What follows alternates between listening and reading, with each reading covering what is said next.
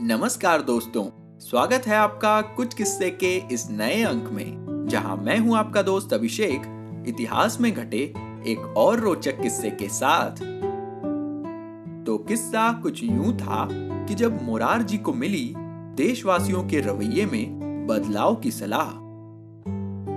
दोस्तों, हम सब ने कभी ना कभी रेल यात्राएं जरूर की हैं। इस दौरान नियमित यात्री तो आमतौर पर नीरस रहते हैं, मगर लंबे अंतराल के बाद यात्रा करने वाले लोग कुछ उत्साहित नजर आते हैं। लेकिन इस निरसता या उत्साह के बीच दोनों प्रकार के लोगों में एक बात को लेकर हमेशा चिंता या कहीं गुस्सा बना रहता है, और वो है रेलवे द्वारा दी गई सुविधाओं को लेकर। लेकिन क्या कभी आपने ये सोचा है कि प्रत्यक्ष रूप से रेलवे और अप्रत्यक्ष रूप से हमारी ही इन संपत्तियों को नुकसान पहुंचाने वाले लोग होते कौन हैं?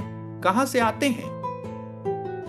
ये हमारे ही बीच से आते हैं। ट्रेन के टॉयलेट से चोरी होने वाले मग्गे, टोटियां और शीशों की बात तो आप छोड़ ही दीजिए। अब तो इन असामाजिक तत्वों की उद्दंडता यहां तक पहुंच गई है कि वे अब ट्रेन पर पथराव और रेल परिचालन रोकने जैसी घटनाओं को अंजाम देने लगे हैं। संसाधनों की सुरक्षा के लिए रेलवे महकमा निरंतर प्रयास करता रहता है, मगर लोग हैं कि बदलने का नाम ही नहीं लेते।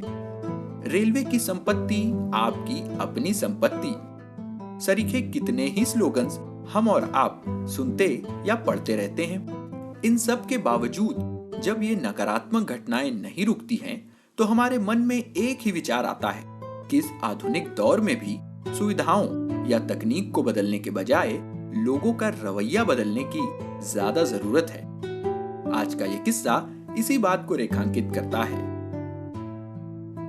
दोस्तों, पूरी दुनिया में जापान की छवि एक ऐसे देश के रूप में है जो भौगोलिक रूप से बहुत छोटा किंतु तकनीक के मामले में बहुत प्रभावशाली है।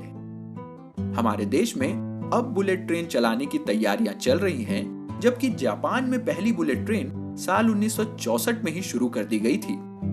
इसी जापान के दौरे पर गए भारत के एक दिग्गज नेता ने जब वहां के राजनेताओं से कहा कि क्या भारत में भी ऐसी तेज ट्रेन चलाने के लिए पटरियां बिछाई जा सकती हैं, तब जापानी राजनेता ने कहा कि तेज ट्रेन के लिए पटरियां नहीं, आपके देश को ही बदलना पड़ेगा।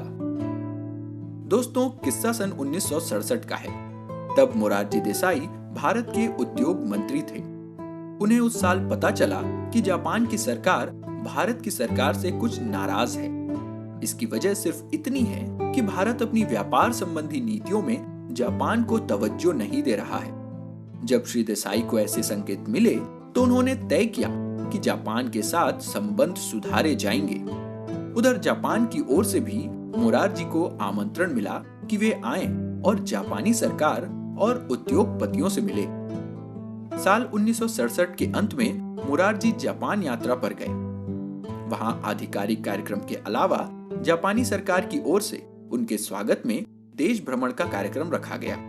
उन्हें विभिन्न ऐतिहासिक जगहों पर ले जाया गया और आधुनिकतम तेज ट्रेन संचालन प्रणाली की भी जानकारी दी गई।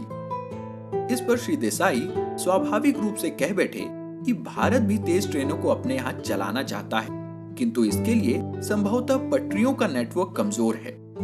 उनका यह संशय सुनते ही उनके समकक्ष राजनेता ने उनसे कहा, मिस्टर देसाई, पटरियां उतना बड़ा प्रश्न नहीं है, प्रश्न है देशवासियों का रवैया। आपको पहले अपने देश के लोगों का रवैया बदलना पड़ेगा। दोस्तों, भारतीय राजनीतिज्ञों के साथ विदेशों में हुए ऐसे ही वाक्यों के किस्से हम आप तक पहुंचाते रहेंगे, लेकिन आज का किस्सा बस यहीं तक। अगर आपको ये और हमारे पिछले किस्से पसंद आ रहे हैं तो इसे अपने यारों दोस्तों के साथ जरूर शेयर करें। अपनी प्रतिक्रियाएं हमें कमेंट्स के जरिए बताएं, और अगर इसी तरह के और भी रोचक किस्से आप सुनना चाहते हैं तो हमारे चैनल कुछ किस्से को फॉलो या सब्सक्राइब करें और नोटिफिकेशन जरूर ऑन कर लें, क्योंकि अगले किस्से में आपको बताएंगे कि किस राजनेता ने अपने दौर की दिग्गज अभिनेत्री मीना कुमारी को पहचानने से कर दिया था इनकार। तो दोस्तों, आज के लिए बस इतना ही। जल्द मिलेंगे इतिहास में घटे एक और दिलचस्प किस्से के साथ। तब तक के लिए अपने दोस्त अभिषेक को दीजिए इजाजत। नमस्कार, जय हिंद।